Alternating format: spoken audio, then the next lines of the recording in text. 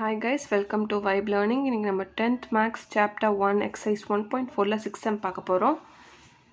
Let A equal to ஒரு set of numbers 4 numbers, B is equal to natural numbers. Let F is equal to A to B be defined as X is equal to X cube. நம்ம இது வந்து எல்லாமே கண்டுபிடிக்கணும். இப்போது A வந்து 1, 2, 3, 4 சொல்லிட்டாங்க. B வந்து ஒரு நேச்சுரல் நம்பர்னால் 1, 2, 3, 4 போயிட்டே இருக்க போது. இப்போது f of x is equal to x cube. Okay, இப்படின்னா இப்போ நம்ம இந்த இடத்துல இந்த வேல்யூ எக்ஸுக்கு பதில் இதை சப்ஸ்டியூட் பண்ணி பார்க்கணும். அப்போது x equal to 1, x equal to 2, x equal to 3, x equal to 4.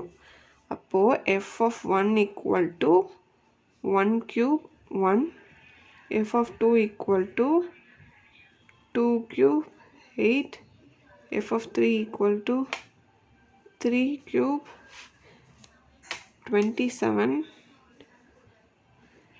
f of 4 equal to 4 cube 4 4s are 16, 16 4s are 64. இதெல்லாம் ஃபைண்ட் அவுட் பண்ணிட்டோம். இப்போது இதோட ரேஞ்ச் என்ன, நம்ம ஃபஸ்ட்டு ஒரு ஆரோ டயக்ராம் மாதிரி வரைஞ்சிக்கலாம். A B 1 2 3 4 மட்டும் தான் இருக்கும். இங்கே வந்து போயிட்டே இருக்க போகுது. 1 2 3 4 8 27 64. ஓகே,